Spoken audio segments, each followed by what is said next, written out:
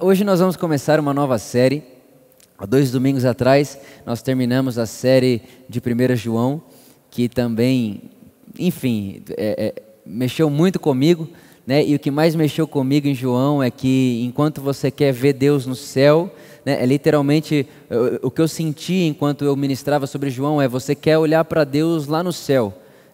Deus ama você, Deus procurou você, Deus foi atrás de você e você fica procurando Deus lá no céu, mas quando você vai olhar para o céu, é como se João pegasse você e falasse: não, Vitor, não procure Deus lá, ache Deus no outro, ache Deus no próximo, ame a Deus no próximo, não tenha a experiência cristã como algo abstrato, que você levanta suas mãos e que você olha para o céu e fica tentando pegar ou apalpar esse Deus que está lá. Faça isso ser real. Encontre Deus no próximo. E isso mexeu muito comigo. Se você acompanhou a série, você se lembra que uma das coisas que nós mais falamos na série, a palavra que nós mais falamos, foi uma palavra chamada cristificação, que é esse dia após dia nos parecermos mais com a pessoa de Jesus, né? Então eu até usei o exemplo de um bebê. Quando você tem um recém-nascido, você não precisa tirar o braço de recém-nascido dele e colocar um braço de adulto para ele se tornar adulto, né? Você não precisa tirar a perna de bebê recém-nascido dele e colocar uma perna de adulto para ele se tornar adulto. Você não precisa fazer isso. Tudo que você precisa fazer com o recém-nascido é dar comida para ele. Se você o alimenta bem e dá para ele aquilo que ele precisa para viver, ele vai se tornar um adulto. Da mesma forma nós recebemos a semente, 1 Pedro diz. Ele diz que nós recebemos uma semente, e essa semente não é uma semente perecível, mas é uma semente imperecível. E essa semente é a semente de Deus, que João vai dizer para nós lá em 1 João capítulo 4. Nós fomos gerados de Deus, e esse ser gerado é literalmente receber o sêmen de Deus. Então essa natureza de Deus vem viver dentro de mim e de você. E o que nós precisamos fazer? Nós precisamos deixar com que essa semente gere frutos. Quando ela gera frutos, o que ela vai gerar? Cristo, Jesus, características de Jesus, a vida do Cristo, a vida de Deus em nós. Eu estava ouvindo um pastor que eu gosto muito essa semana, e ele falou algo a respeito de Jesus que me deixou maravilhado. Ele falou assim: Jesus, ele é Deus encarnado. E como Deus encarnado, e ao mesmo tempo que é Deus encarnado é homem, ele veio mostrar, olha só o que ele disse, ele veio mostrar o que de divino tem no homem e o que de homem tem em Deus. Olha que coisa maravilhosa. Jesus é essa junção perfeita, que enquanto você olha Jesus, você vê quem Deus é, porque ele é a expressão exata de Deus, e ao mesmo tempo que você olha Jesus, você vê quem o ser humano deve ser. Então Jesus é ele tem essas duas realidades se encontrando nele. Quem o homem deve ser e ao mesmo tempo a perfeita expressão de quem Deus é. E dentro disso eu comecei a pensar, como que a gente pode continuar essa série, mas de uma outra maneira, de uma outra ótica, de uma outra forma de olhar, né? E foi quando eu comecei a perceber que durante toda essa série eu incentivei muito a cristificação. Gente, olha, nós precisamos parecer com Jesus, né? Nós precisamos trazer no nosso rosto, na nossa fala, nós precisamos trazer na nossa vida, nos nossos passos, essa vida do Cristo. É o poder da ressurreição vivendo em nós. E por isso, né, enquanto pensávamos nisso, nós decidimos então começar uma nova série, e essa nova série vai se chamar A Rotina do Filho. A Rotina do Filho. A rotina do Filho. Qual era a rotina de Jesus? O que Jesus fazia enquanto ele andava pela terra? Como Jesus se portava? Como que Jesus, que ele se planejava para fazer no dia dele? Quando você começa a olhar e fazer uma leitura ali de Mateus, Marcos, Lucas, João, você consegue perceber que Jesus ele tinha uma rotina. Você consegue perceber que Jesus ele tinha ali um dia a dia. E se o que nós queremos é avançarmos nessa imagem e nesse caráter de Cristo em nós, sendo manifesto para as pessoas à nossa volta, penso que uma das melhores formas para fazermos isso é entendermos como que Jesus vivia, qual que era a rotina dele, né? Porque eu quero copiar. é o que C.S. Lewis chama de divino fingimento. Eu quero ver o que Jesus faz e fingir que eu faria aquilo, né, mesmo se eu não estivesse vendo ele fazer. Então eu quero aprender a rotina de Jesus para que eu possa de alguma maneira exercer essa rotina para que eu me pareça mais com esse Jesus. Para isso eu queria que você lesse comigo Mateus capítulo 6. Mateus capítulo 6. Nós vamos ler a partir do versículo 5. O nome da nossa série então é a rotina do filho. E eu quero começar falando com você sobre os momentos de solitude de Jesus com o Pai. Eu quero começar falando com você sobre as conversas de Jesus com o Pai. Essa era, sem dúvida nenhuma, parte da rotina de Jesus que ele não negociava. Durante todo o Evangelho, todas as cartas, você consegue ver que Jesus se retirava para ficar com o Pai e conversar com o Pai. Mateus capítulo 6, verso 5 diz assim: E quando orares, não sejas como os hipócritas, pois gostam de orar em pé nas sinagogas e nas esquinas das ruas para serem vistos pelos homens. Em verdade vos digo que já receberam a sua recompensa. Mas vocês, Jesus está falando com os discípulos, né? E basta ao discípulo ser como mestre, ou seja, Jesus está falando com pessoas que querem parecer com Ele. Jesus está falando com pessoas que querem ser como Ele. Ele está dizendo, olha, vocês que querem ser como eu, quando vocês forem orar, entra no teu quarto e fecha a tua porta. E ora ao teu Pai que está em secreto. E o teu Pai que vê secretamente te recompensará. E orando, não useis de vãs repetições como os gentios, que pensam que por muito falar serão ouvidos. Não vos assemelheis a eles, pois o vosso Pai sabe do que necessitais antes de vocês pedirem. Vamos orar. Espírito de Jesus, obrigado. É você quem revela essa palavra, é você que faz com que essa letra se torne vida, e se torne real, e se torne Cristo. Por isso agora, Espírito Santo, nós te agradecemos pela luz das Escrituras, porque sem a luz das Escrituras não faz sentido algum estarmos aqui falando, enfim, será como palavras que soam ao vento. Mas quando você, Espírito Santo, coloca a luz nesse texto, então nós nos encontramos com Jesus. Por isso nessa hora nós te agradecemos, porque com certeza absoluta no final dessa mensagem teremos essa consciência e essa verdade dentro do nosso coração. A verdade de que Jesus e em Jesus nós encontramos como devemos se portar e ser. Em nome de Jesus, amém, amém e amém. Eu trouxe uma fala aqui, antes de a gente continuar. Na verdade, vocês vão perceber que eu vou trazer essa fala aqui algumas vezes, porque enquanto a gente pregava 1 João, eu também estava lendo, eu falei aqui várias vezes que eu estava relendo, né, o cristianismo puro e simples. E essa fala de C.S. Lewis mexeu muito comigo e me incentivou muito também para a gente poder entrar dentro dessa série. Que ele fala assim, ó, C.S. Lewis no cristianismo puro e simples. Da mesma forma, a igreja existe para nada mais do que atrair os homens a Cristo e torná-los em pequenos cristos. C.S. Lewis que disse. Se não estamos fazendo isso, presta atenção, se não estamos fazendo isso, todas as catedrais, o clero, as missões, os sermões e até a própria Bíblia são apenas uma perda de tempo. Deus se fez homem com nenhum outro propósito. É até discutível se todo o universo foi criado para algum propósito. Agora, o que a Bíblia nos diz é que o universo inteiro foi criado para Cristo e tudo, absolutamente tudo, deve ser reunido em torno dele. O que C.S. Lewis está dizendo aqui é que se o que nós estamos fazendo aqui não é atrair pessoas a Cristo e tornar essas pessoas pequenos cristos, então é como se tudo isso fosse uma perca de tempo. E ele vai até mais longe, ele fala, olha, se as missões que fazemos, né, se as orações que fazemos, se os cleros, se a organização religiosa, se os templos, se tudo isso que nós fazemos tão bem, se tudo isso não está convergindo nessa verdade, em atrair pessoas a Cristo e fazer com que essas pessoas se tornem pequenos cristos, nós estamos perdendo tempo.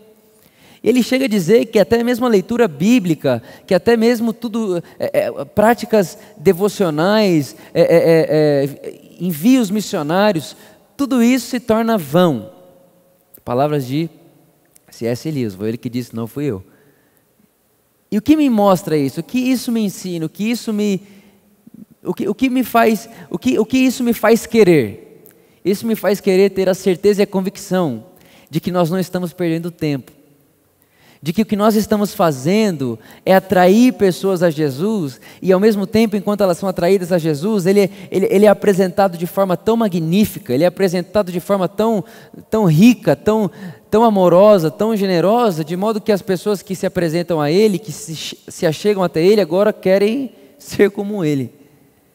Quando você conhece uma coisa muito boa, você quer se parecer com aquilo, é aquele negócio, nossa, eu tive uma sensação tão boa em encontrar com essa pessoa.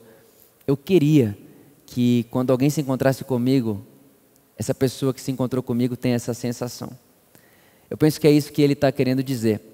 Sabendo disso, vamos entrar então nessa conversa sobre a rotina do filho.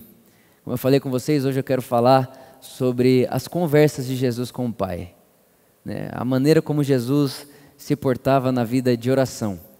E antes de a gente reler o texto, vale contar para você como oração era visto nesse contexto histórico que Jesus vivia.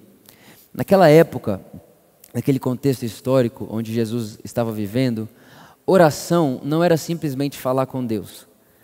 A oração era como se fosse uma cosmovisão, é o que nós chamamos hoje de cosmovisão. Por exemplo, quando você escutava alguém orando, ao escutar aquela pessoa orar, você consegue perceber o que essa pessoa pensa sobre Deus, você consegue perceber o que essa pessoa pensa sobre ela, e você consegue perceber o que essa pessoa pensa sobre o papel dela na humanidade. Então, quando você ouve alguém orando, você consegue perceber o que essa pessoa pensa sobre Deus, o que essa pessoa pensa sobre ela, e o que essa pessoa pensa sobre o seu papel na humanidade. E é exatamente por isso que os discípulos chegam em Jesus e dizem para ele, Jesus, você pode nos ensinar a orar? Por quê? Porque os discípulos sabiam que se a gente ouvir Jesus orando, a gente vai ter toda a cosmovisão de vida que Jesus tem. Se a gente ouvir Jesus, e você tem que entender, irmãos, que na época para eles, Jesus era um rabino. Eles não sabiam de cara que Jesus era Deus, eles não tinham essa consciência.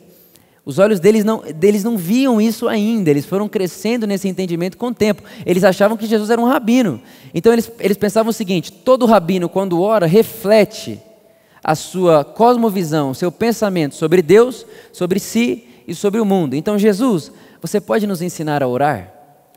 É com essa intenção que os discípulos pedem a Jesus para ensinar eles a orarem. Porque se Jesus me ensinar a orar, eu vou entender como ele vê Deus, como ele vê a si mesmo, como ele enxerga o mundo. E eu, como seu discípulo, eu vou seguir os seus passos e eu vou trazer para mim a cosmovisão que Jesus tem de mundo, a cosmovisão que Jesus tem de si mesmo e a cosmovisão que Jesus tem de Deus.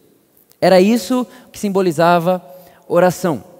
E quando Jesus vai falar de oração, ele começa falando, olha, quando vocês forem orar, não fiquem mostrando serviço. Jesus está dizendo assim, não coloquem uma capa de oração e fiquem mostrando para todo mundo que vocês estão orando como se isso fosse espiritualizar vocês. Não faça isso. Isso não cabe naquilo que o nosso Pai espera de nós. Jesus está dizendo assim, olha, na cosmovisão de vida que eu tenho, naquilo que eu enxergo, você não faz nada para querer aparecer. Você não faz nada para querer se mostrar, você não faz nada para querer provar para o outro que você é espiritual, você não vai fazer isso, não precisa fazer isso. Então o conselho de Jesus é, quando você for orar, entra para o teu quarto, fecha a tua porta e vai no secreto.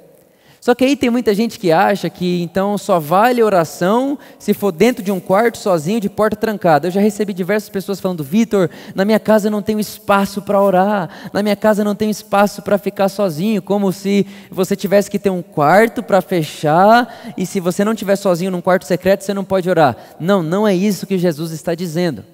Quando você vai para o texto original, quando Jesus fala, olha, entra no lugar secreto, esse lugar secreto não é simplesmente um quarto, um cômodo da casa. Esse lugar secreto que Jesus está dizendo, era a palavra que eles utilizavam para os depósitos que existiam nas casas. Era a palavra que na época eles utilizavam para aquele lugar onde você guarda a bagunça da casa. Jesus está dizendo mais ou menos assim, olha, Vitor, quando você for orar, entra no lugar da bagunça da casa. Só que eu não acho que Jesus aqui, ele tá se referindo simplesmente a um lugar físico. Porque, irmão, tem muita gente que nem tem casa. Tem muita gente que não tem um quarto. Não é um lugar físico. O que eu consigo perceber é que o que Jesus está dizendo é mais ou menos assim, Vitor, quando você for orar, não tenha medo de apresentar toda a sua bagunça. É como se ele dissesse, não entre para orar de máscara. Não entre para orar tampando as partes escuras da casa que é você. Quando você for orar, me deixa te ver. Deixe o Pai te ver. O Pai vê o secreto, o Pai vê aquela área escura, o Pai vê onde tem sombra, o Pai vê aquele trauma, o Pai vê aquele lugar que você não tem coragem de contar para ninguém. Ele está dizendo, Vitor, quando você for orar, não queira esconder esses lugares secretos, mas vai para lá. E não tenha medo de estar lá. E deixe que o Pai veja isso. E aí Jesus ele continua e diz assim, e o Pai que vê, presta bem atenção nisso. Ele diz, e o Pai que vê em secreto te recompensará. Irmãos, quando eu era adolescente, eu li esse texto, eu tinha certeza absoluta que a recompensa da oração era a unção. Eu tinha certeza absoluta. Quanto mais eu oro, mais unção eu tenho. E o que era unção para mim? Unção era unção. É unção. É óleo, sei lá, é você pregar as pessoas chorarem, é você orar por alguém ser curado, é você, enfim, irmão, unção é unção.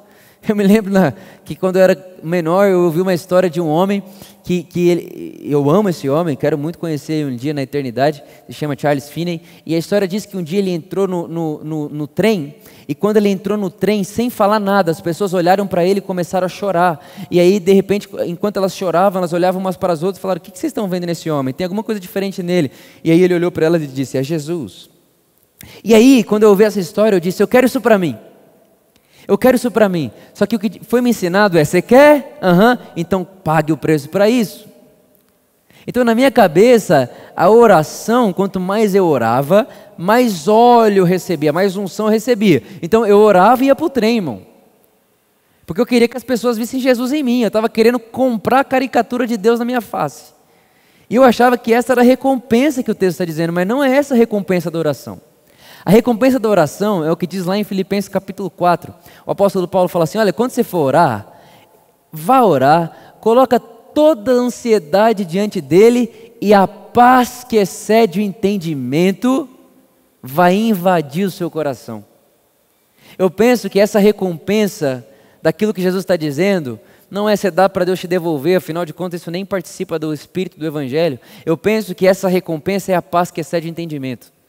É você entrar num lugar secreto, é você entrar num lugar, esse lugar profundo, dos lugares mais profundos que tem dentro de você, que você não tem coragem de contar para ninguém, que você não tem coragem de expor para ninguém, é você ir para esse lugar, fazer esse lugar ser visto pelo Pai, e mesmo Ele vendo tudo isso, você permanece em paz, porque você não tem medo do que Ele vê. Você não tem medo do que Ele está vendo, porque você tem confiança no Pai de amor que você tem. E você tem confiança na obra de Jesus, que é a propiciação pelo meu e pelo seu pecado, de modo que Deus não está lá para condenar aquilo que Ele está vendo, mas está lá para curar, para transformar, para mostrar para mim que aquilo já foi removido na cruz, para mostrar para mim que a cruz também já resolveu isso, para mostrar para mim que essa parte escura da casa e do cômodo do meu coração não precisa ficar escuro, mas que a luz do Espírito pode entrar ali, porque a obra da cruz é suficiente, porque Jesus já fez isso por mim. Eu penso que essa é a recompensa. A recompensa é a paz que excede o entendimento. A recompensa da oração não é unção, mas paz. Agora, óbvio, que quando a gente pensa nisso, a gente só pensa, então orar é parar e começar a conversar com Deus. Você vai entender que é muito mais do que isso. Vem comigo aqui, olha. Versículo 7. Orando, não useis de vãs repetições. Isso aqui eu queria falar com você. É até delicado, mas uma vez o Reinhard me fez essa pergunta, ele disse, Vitor, se tem uma pessoa, se tem uma pessoa não, ele foi bem mais radical, o Reinhard falou para mim, se você está em estado terminal, você está para morrer, você prefere um monte de pessoas repetindo a mesma oração para Deus durante 24 horas por dia, ou uma pessoa que ore uma vez, mas acredite que o Pai ouve. Falei, uau, verdade? Porque nós evangélicos, né, nós cristãos, parece que a gente aprendeu que Deus ouve pelo muito falar, né? Parece que a gente aprendeu que quanto mais a gente pede, mais Deus ouve, e quanto mais Deus ouve, mais é como se ele ficasse incomodado, e ele se incomoda tanto que ele vai dar o que você está falando. Não, eu vou fazer para o Vitor o que ele está precisando lá, não porque eu amo ele não, mas porque ele está pedindo muito, está me enchendo. Jesus está dizendo, não use de vãs repetições. Vitor, quando você for orar, não fique repetindo como se o Pai não conhecesse você, como se o Pai não soubesse aquilo que você precisa antes de você pedir. Vitor, quem faz isso são os pagãos. Então, irmãos, a verdade é que quando nós achamos que Deus ouve, ou que Deus responde, ou que Deus faz, é como se eu orar mais, eu movimento mais a mão de Deus. Se eu orar mais, eu favoreço mais Deus me favorecer. Irmãos, quando nós fazemos isso, nós estamos tratando Deus como Deus de pagãos, que são Deus ídolos, que são Deus que servem o homem, porque o homem cumpriu a sua parte de pedir. Isso não faz parte da cosmovisão de Jesus aqui, não faz parte da rotina de Jesus. Na rotina de Jesus não tem o ficar pedindo coisas como se Deus não tivesse escutado. Na rotina de Jesus tem uma certeza, o Pai sabe o que eu preciso antes que eu peça. No dia a dia de Jesus, a consciência não é pede, pede, pede, pede, pede. Na consciência de Jesus e na rotina do Filho, a rotina do Filho diz, o Pai sabe o que eu preciso antes de eu pronunciar a minha necessidade. É assim que Jesus vive. E eu creio que é assim que Ele nos convida a viver. No versículo 9 Ele diz, portanto, quando vocês forem orar, orem assim, Pai nosso que estás no céu. Irmão, você tem que entender que isso aqui que está acontecendo é uma loucura na época. Nenhum rabino que fosse orar iria chamar Deus de Pai. E lembra que eu falei para vocês no começo que a oração mostra a cosmovisão? Lembra que eu falei para vocês no começo que a minha oração ela mostra para mim o que eu penso sobre Deus, o que eu penso sobre mim e o que eu penso sobre meu papel na humanidade?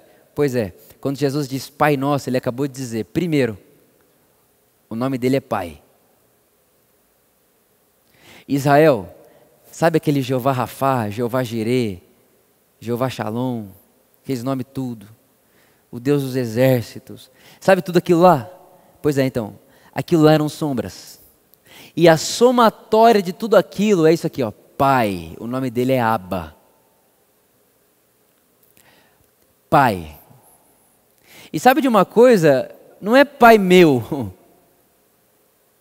não é Pai nosso, não é Pai meu, perdão, não é Pai do meu ego, não é Pai só do Jesus. Não, assim ó, é Pai nosso. Mas Pai de quem, Jesus? Pai nosso. Mas nosso quem? Nossa humanidade. Ele é o Pai nosso. Então tá bom, então se Ele é Pai, eu já estou numa posição de quê?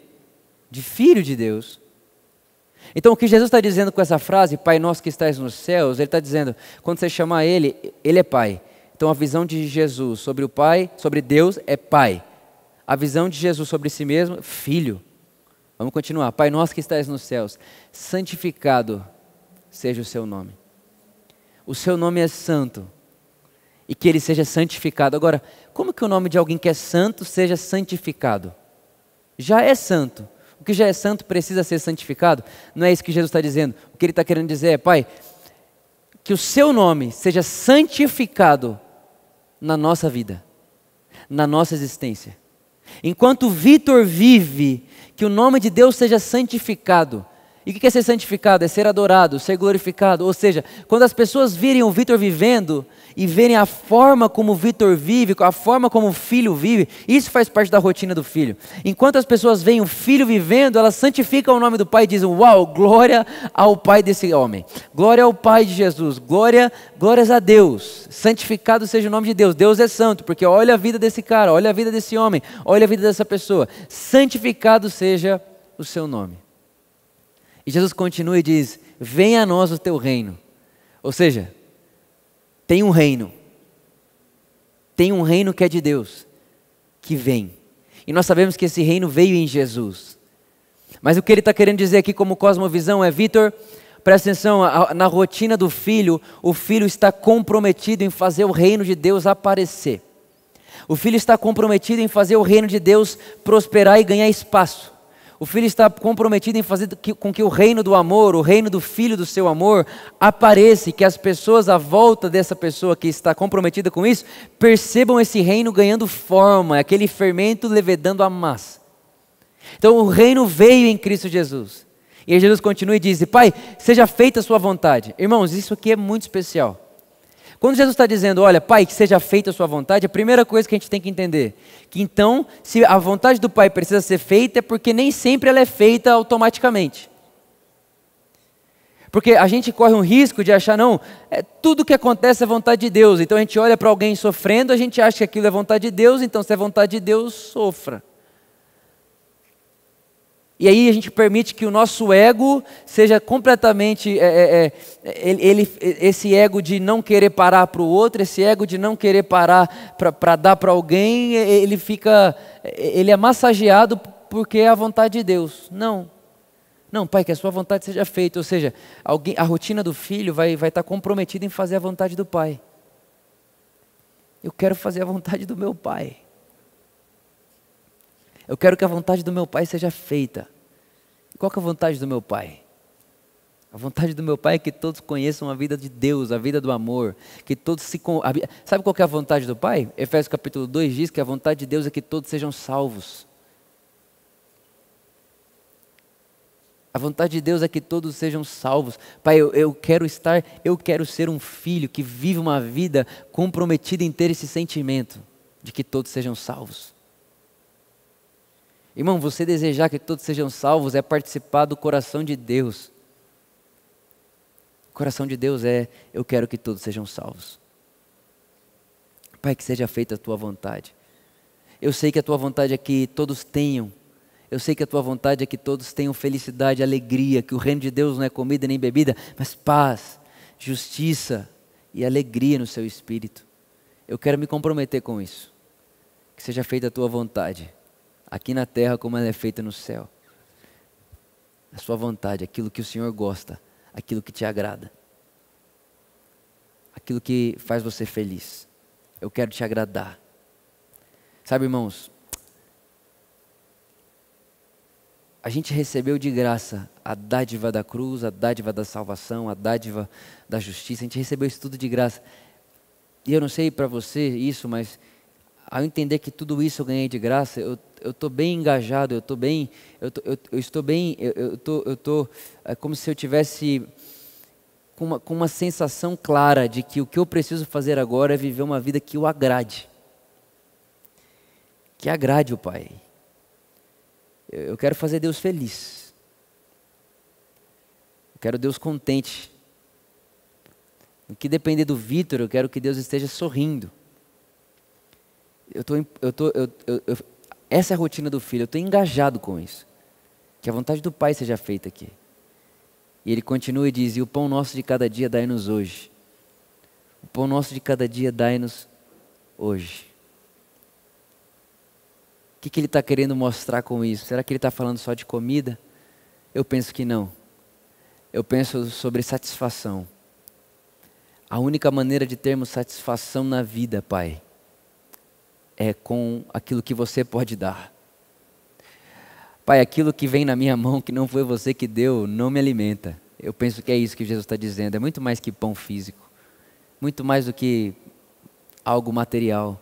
Mas eu penso que Jesus está dizendo, Pai, o que alimenta o nosso ser, o que alimenta a nossa existência, o que alimenta a nossa alma, o nosso espírito, não é aquilo que podemos ter simplesmente, mas é aquilo que você nos dá, é aquilo que você nos deu.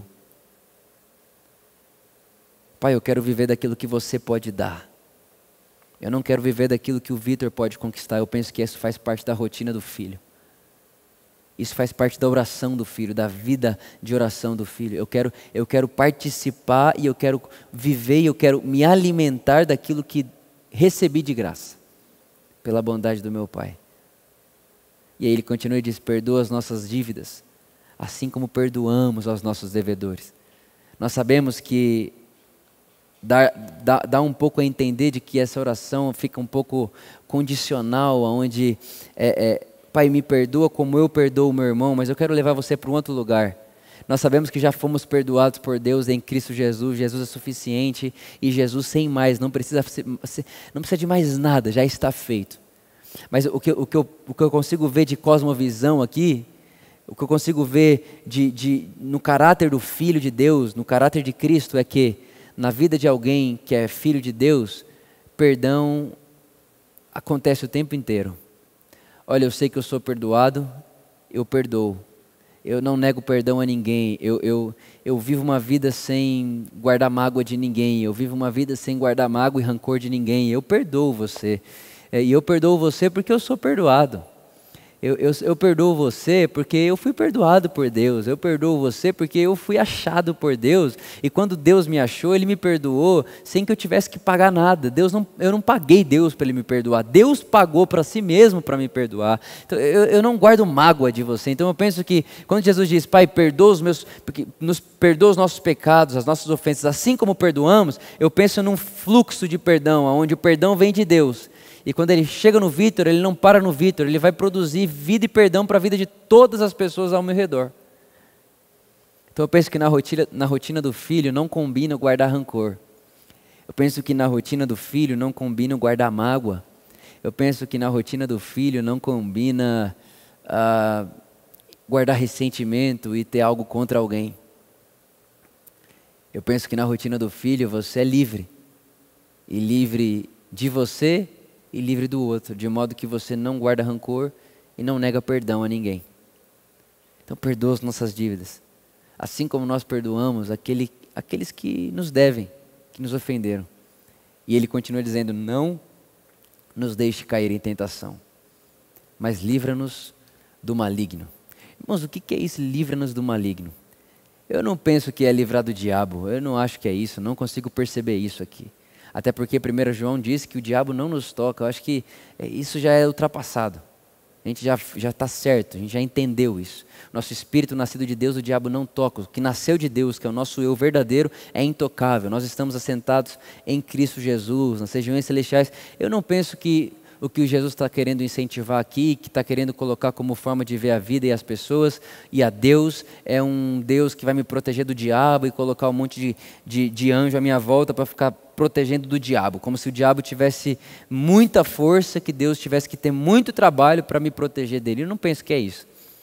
Eu penso que nos livra do maligno. Eu penso que esse maligno é o Adão em mim e em você, aquele Adão que às vezes quer ressurgir. É aquele Adão que diz para você que você é autoexistente, que você é autossuficiente e que você pode dar as costas para Deus. Eu penso que livrai-nos do maligno, trazendo isso para uma perspectiva de vida, é simplesmente uma consciência de que eu não vou me entregar a um Vitor de costas para Deus. A um Vitor que de costas para Deus é egoísta, é ganancioso, é ambicioso e ele é mau. Eu não quero esse Vitor, eu não vou virar as costas para Deus. Então, Pai, eu quero ser livre disso. Espírito Santo, é o seguinte, eu não sei fazer isso sozinho. Então, me livra disso, eu não quero. Espírito Santo, toda vez que eu estiver caminhando para ser o Vitor que eu não deveria ser, me fala, me deixa te ouvir. Eu penso que é mais ou menos isso. Espírito Santo, quando eu estiver caminhando para um egoísmo, quando eu estiver caminhando para uma sensação meio gananciosa, quando eu estiver caminhando para um lugar meio justiceiro, me fala. Irmãos, eu nunca vou esquecer um dia que eu recebi uma mensagem, e a hora que eu li aquela mensagem eu falei, não, não é possível, não é possível. Eu li aquela mensagem, e aí eu fechei o celular e falei, não, vou ler de novo. E eu li de novo, eu falei, não é possível, e a mensagem era terrível. Eu falei, não é possível. Aí eu estava na sala da minha casa, eu não sabia se ia no quarto falar com a Luísa, não sabia se ligava para alguém, se ligava para o Cagal, se mandava mensagem. Não sabia nada. Eu fechava o celular, abria o celular, lia a mensagem de novo, fechava o celular e comecei ali querer procurar alguma coisa. Enquanto eu pensava demais, eu falei, vou responder à altura. Não vou aguentar não. Falei, e falei desse jeito, falei assim, Jesus, você me dá licença. porque agora eu vou Adão Victor Azevedo vai aparecer. Irmão, foi tão bonito que a hora que eu abri o celular para responder, sabe, eu não sei como explicar isso, porque é uma questão de consciência, mas para trazer para a nossa realidade aqui, para a nossa linguagem, é como se eu tivesse escutado assim, ó, psiu, psiu, Vitor, e eu sabia que era o Espírito Santo. E eu penso que aquilo é ele me livrando do maligno. Porque eu ia responder à altura, eu ia responder igual, eu ia responder... Não era uma mensagem que Jesus diria, não era uma mensagem que Jesus responderia. Então eu penso que me livrar do maligno foi ele me livrar, na verdade, ali de mim mesmo. Da minha própria vontade de, eu quero me vingar desse texto, eu quero que ele receba uma mensagem, porque ele está achando que eu sou o quê? Ele está achando que eu sou quem? Ele está achando que eu sou uma criança, um menino? Não, ele não pode falar isso para mim e não receber uma mensagem.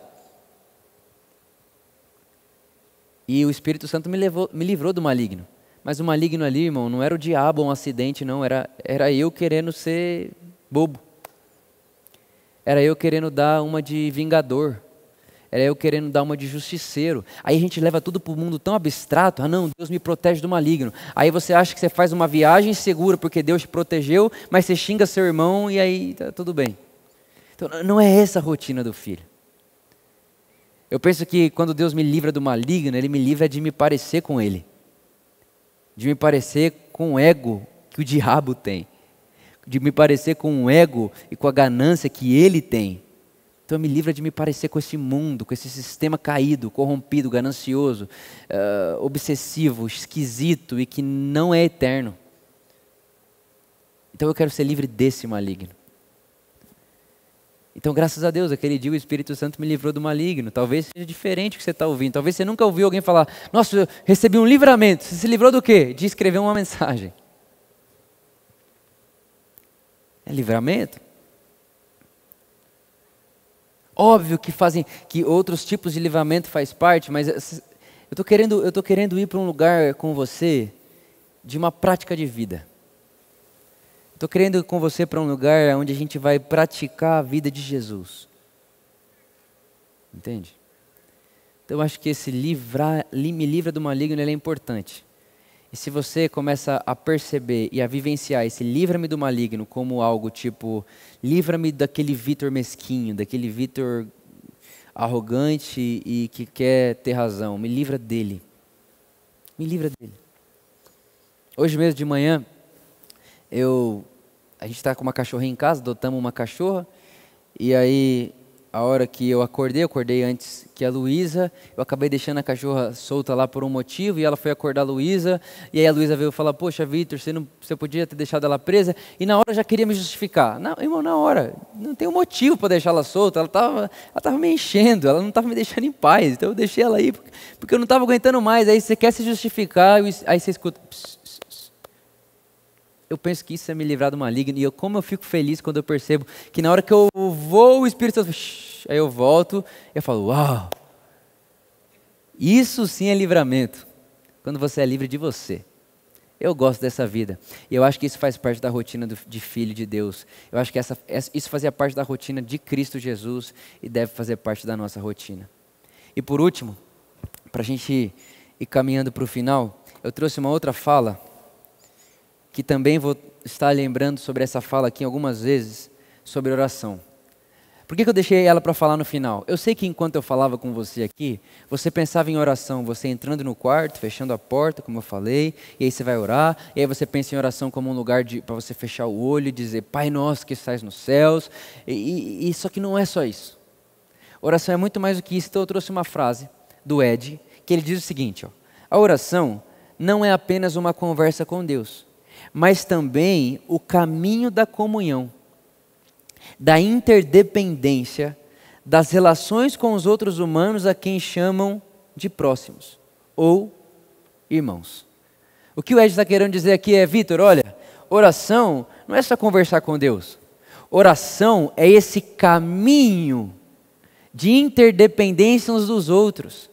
Por que ele está dizendo isso? Porque quando Jesus diz Pai Nosso que estás nos céus, ele está dizendo, Vitor, quando você ora, você não ora sozinho. A oração não é individual. Quando você entra para orar, você chama Pai Nosso, ou seja, Pai, Pai Nosso. Mas nosso quem, Vitor? Só está você aí. Não, Vitor, você representa a humanidade. Você é uma comunidade, Vitor, você não é sozinho.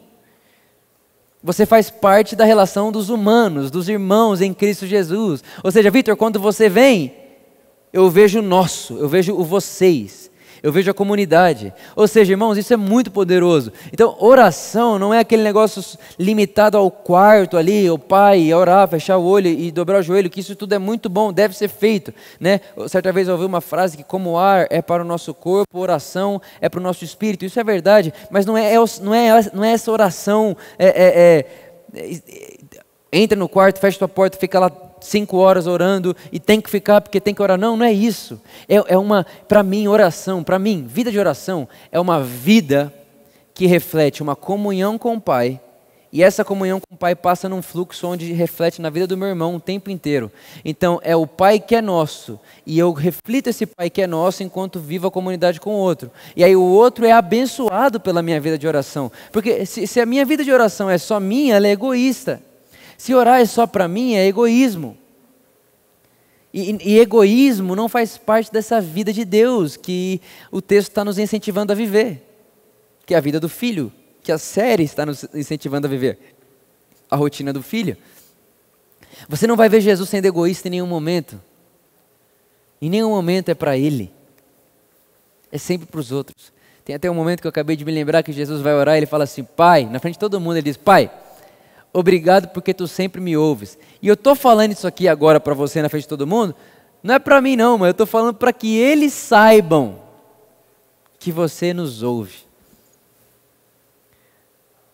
O que eu penso com isso? Que as conversas de Jesus com o Pai é mais do que simplesmente se retirar.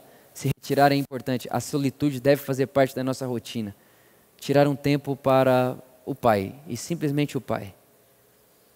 Mas a sua vida de oração não acaba depois dos 15, 20, 1 hora, 2 horas que você ora.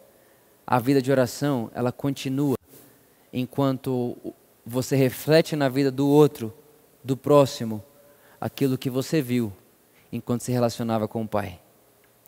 E nunca se esqueça que o lugar secreto não é um lugar escondido. Que o lugar secreto é Jesus te convidando a deixar que Ele participe de toda a sua vida, de cada área da sua vida, até mesmo aquelas que parecem mais sombrias. Talvez você me ouve agora, existem áreas sombrias na sua vida, em diversos momentos da sua história, coisas aconteceram, tiraram sua pureza, tiraram a cor da sua vida, tiraram a beleza da existência de você, tiraram isso de você talvez quando você era muito novo. Quero dizer uma coisa para você, Jesus quer entrar nesse quarto. Ele quer que você olhe para Ele a partir de lá. Ele quer que você não tenha medo de estar lá. Por isso, nesse dia, nessa celebração, nessa mensagem, meu incentivo para você é, não se esconda dEle. Faz parte da rotina do filho, se apresentar e conversar com o Pai. Não tenha medo, pode se apresentar. Se apresente com ousadia, com confiança. Porque existe um sangue que foi derramado por mim e por você. E que faz com que não haja mais do que temer.